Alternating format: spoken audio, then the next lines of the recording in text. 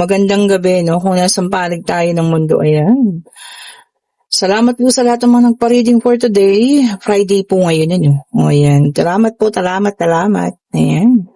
Kaninong situational reading itong ating makukuha ngayong gabing ito? Ayan. Naka-break lang tayo po, ha? Pero may set pa tayo maya-mayang kaunti. Ayan. Tignan pa natin, ano, kung kaninong reading ito. Take only what resonates po, ha? Okay po, take only what resonates. And we have here the star. Ayan. Baliktad ba? Oo nga. Ayan.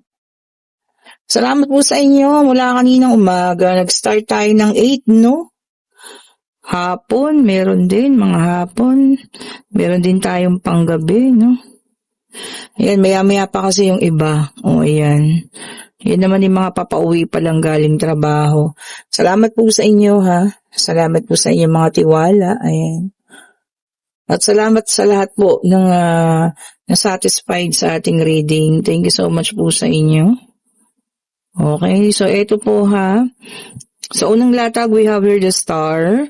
We have here 2 of cups. Meron tayo ritong 7 of wands. And meron tayong the emperor. Okay.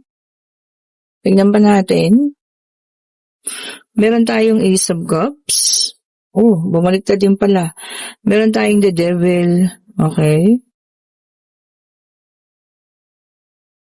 And meron tayo ritong 7 of swords. Tingnan natin, ha. Sa lahat po ng gusto ng private reading, para sa unang linggo o unang Friday ng Hunyo. Ang ganda ring araw po, ha. Kayo po ay mag-chat na, no, para kayo po ay mabigyan ko na ng oras. Para po, hindi kayo nagkakatalo-talo ng oras po, ha. Okay po, napakaganda nun. Unang Biyernes ng Hunyo, no. Ganda. O, ayan, ha. Kung gusto niyo po ng private reading, hindi ko pa nakita ko anong araw. Pero sigurado na ako na unang Biyernes na po yun. Kasi ngayon naman ang huling Biyernes ng Mayo. O, di ba't napakabilis? O, eto na, kompleto na. Meron tayong Ace of Cups, meron tayong the Devil, meron tayo ritong 7 of Swords, at meron tayo ritong 3 of Cups. O, nagustuhan niyo ba? Nakapagpalinis na rin sa wakas. O, diba? Parang dadalo lamang sa kasal. Medyo glittery. Okay po. Ito na, kompleto na, ha. So, sa nakikita natin dito, ang daming kaganapan. Maaring ito po ay magaganap, kailangan mapanood nyo ito, no? Bago mag-June 1st of 2026. Ayan. So, kung mapapanood nyo ito bago mag-June 1st of 2026 para sa inyo ang reading na to, ha. So, kailangan paghandaan. Sabi ko sa inyo, maraming kaganapan. Doon sa unang card natin, the star, merong kahilingan, no, na matutupad ang ilan sa inyo kung ano man tong hinihiling ninyo. Ayan na, ibibigay na kasi alam naman ng Panginoon natin na makakatulong ito sa inyo. At ito po ay may buting maidudulot sa inyo. O, ayan, ha, lahat ng may kahilingan. Kung ano man ito, ayan na po, paparating na. Meron din tayo ritong Ace of Cups, no? Tapatan sila. Ibig sabihin ng Ace of Cups, panibagong pasimula. Pwede rin po ito ay blessing, no? Na umaagos. Ang ganda, ha? Tapatan ng mga swertihan. May mga kahilingang matutupad. May mga blessing na paparating na umaagos pa. Pwede rin senyalis ng panibagong panimula, ano?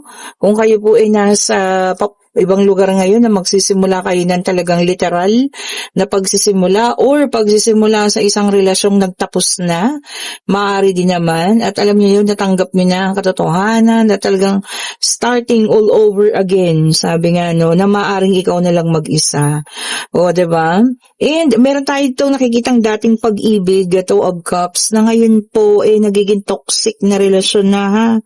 Ayan, the devil. Ayan, nagiging toxic na. Hindi na nagiging maayos, no? Siguro dito kailangan nating pag-usapan kasi nag-start naman kayo ng maayos, oh.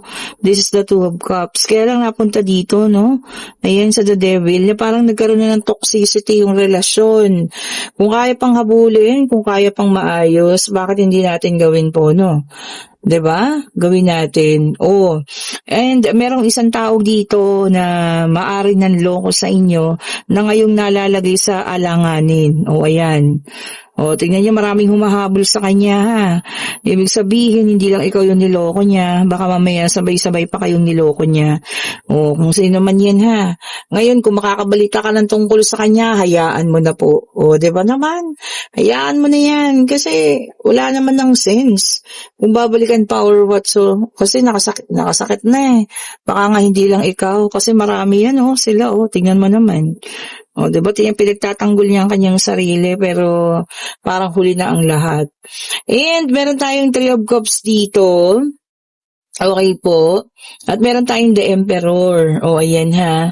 Ito yung parang mga pag-ibig na dati. Kumbaga nakaraan na. Ayan kasi Emperor signifies yung mga matured na person. Hindi mo makatandaan pero matured na. Ayan, maaaring kayo po ipagkikitain muli. O ayan ha. Maaaring nagkailabang kayo mga pa kayo, teenager, ganyan. At eto na, pagkikitain kayo muli ha. Because there is the reunion card. O ayan, yung may mga edad na dyan. Siguro sabihin natin mga 40, pataas, ganyan, Kung kayo po may mga kababata na naging karelasyon before, so eto na, kayo po ipagtatagpuin muli. Oh, di ba naman? Sa pagkakataong ito, sana po maging mas maayos. Baka maaaring ito na talaga, at kayo na talaga naman. Di ba? Kayo na talaga ulit. Diba? Yung mga dyan batchmate, high school batchmate, mga magkakaklase, high school sweetheart, diba? Tapos kayo pala, sa bandang huli. Ayan po ha. And we also have here the Empress, may dalang number 3. So sabi niya rito, beauty. Maraming magpapaganda at mag-aayos ngayon ha. Diba naman? Okay lang yan para sa sarili. Huwag nating tipirin ang ating sarili ha. Natural lang po yun. Kailangan nating mag-ayos. And we also have here the 7 of Swords. Kita nyo parehas ha. So mag-ingat ha. Maaring ang iba sa inyo ay mabibiktima ng mga dangerous daw. Mga nakakatakot mga taong may masasamang kalooban. Mag-ingat kayo ha. Mag-ingat po. Ayan ha. Ingat-ingat din sa paglalakad sa mga madidilim na lugar ha. Baka ang tinutukoy nito yung mga hold-upper na masasamang loob ha. Ingat po kayo. Diba? Sa pagsakay din sa mga siksikan, yung mga snatcher naman dyan. So mag-ingat po ha. And we have here the Strength na may dalang number 8. Ayan ha. Maaring ma-influensyahan ka raw ha ng isang taong masipag, ng isang taong may magandang paniniwala. Okay lang yun kasi matuturuan ka ng maayos, ng mas maganda. Kaysa naman yung ma-influensyahan ka lang nagsusugal, nagiinom, diba? Ng mga bisyo-bisyo, di okay na yan. Kahit na medyo siguro may kasungitan ng taong iyon, kung ma-influensyahan ka naman ng maganda, di mas okay po. And we have here the Hangman na may dalang number 12. Ayan ha. Ito naman, may mga taong nag-iisip muna, bago ibigay ang kanilang desisyon. Ayan, tignan nyo, nag-iisip siya. Malalim na pag-iisip. Baka maaring ikaw mismo na kailangan mo ng pagdesisyonan, pero pinag-iisipan pang mabuti. Dapat lang naman po ha, we have 3, 8, and 12 ang ating mga numero. And we also have here the Page of Wands. Ayan. Good news. Kung may hinihintay ha, pwedeng sa trabaho, pwedeng sa mga loans nyo yan, pwedeng kung saan man, mga application, eskwela, trabaho, ayan na po. Good news is coming, or kung ano man ito na hinihintay nyo, sana maging good news, ayan na nga. Good news na nga po. And we have here the 2 of Swords, ayan. Sabi niya rito, stressful decision, yun lang. Ito kanina pinag-iisipan yung decision, ito naman mai-stress. Sino sa inyo yan? Magkakaroon ng stress ha. Bago kailangan mapanood mo to bago mag-June 1st ha. Dahil maaring ito po ay ang iyong reading. Ito po ay timeless. Ayan. Take only what resonates mo rin po ha. Lahat ng zodiac sign na ito. Diba? And we also have here the Knight of Wands. Ayan. Ito naman sabi niya rito meron kang assured, bibigyan ng assurance. Baka meron kayong lakad at nagdududa sa iyo ang kasama mo kung makakapunta ka. Bibigyan mo raw po siya ng assurance na ayun nga, pupunta ka. 'Di ba naman? Kung ano man ang iyong maisipan, kung ano man ang iyong desisyones, ayun.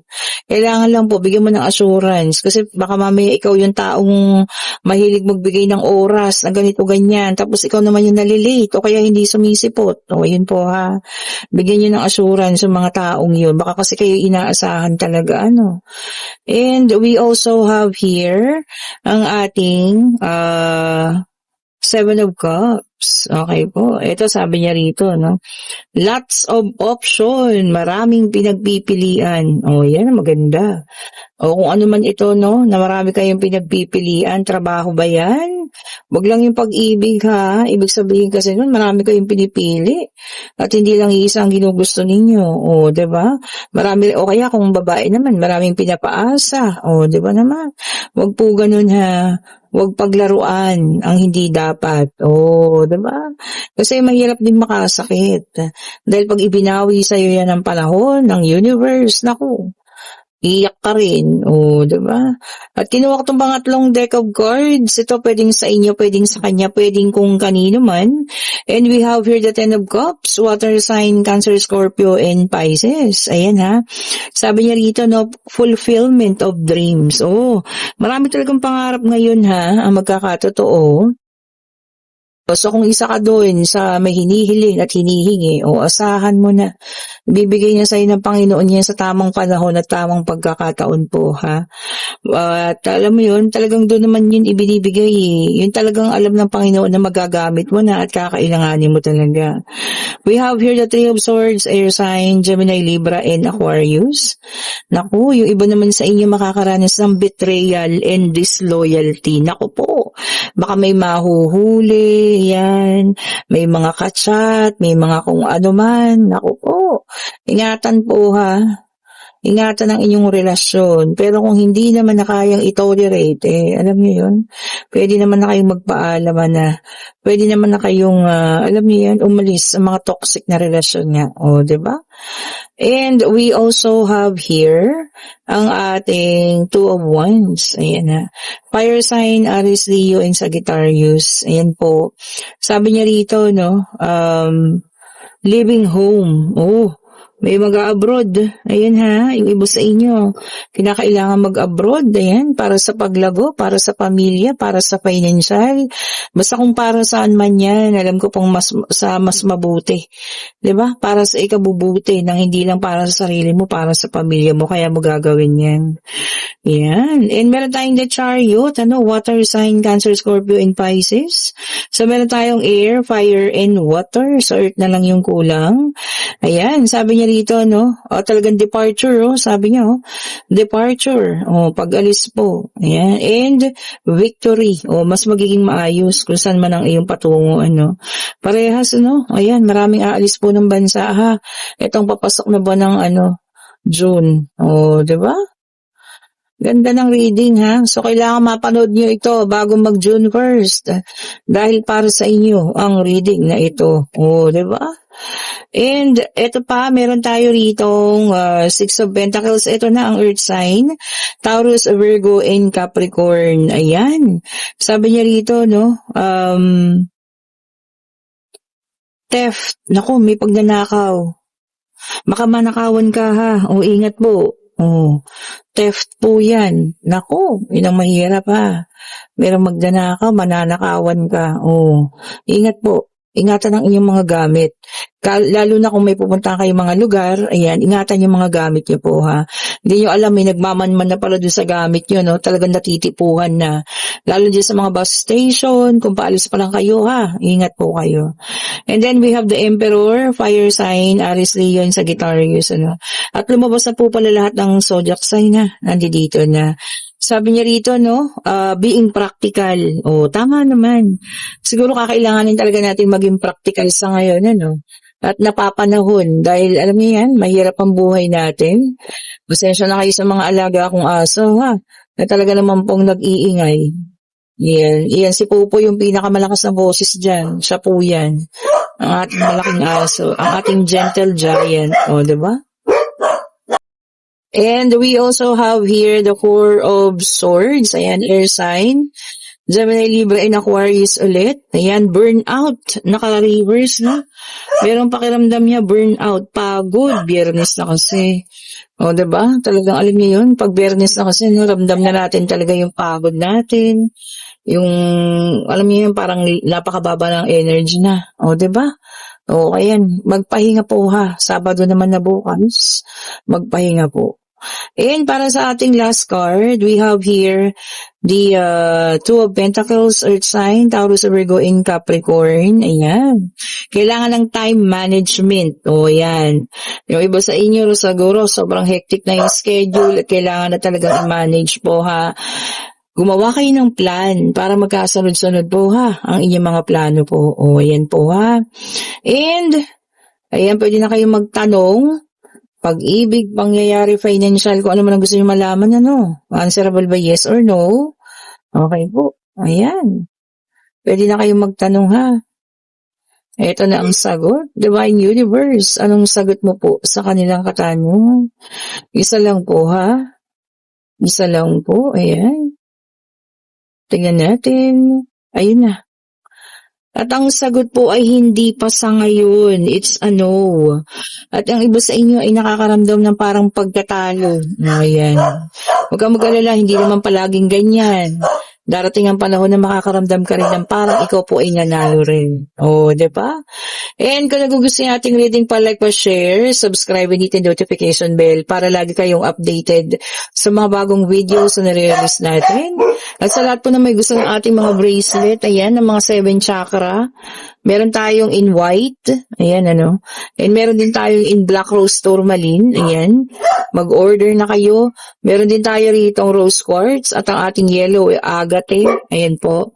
Meron din tayo ritong, siyempre, ang paborito ko, citrine mantra, okay? Siyempre, itong mga pinadeliver natin kanina, no? Meron tayong green aventurine, kung meron kayong gustong ayusin na relasyon pa. Kung may gustong pabalikin, siyempre, carnelian. O, ayan po, ha.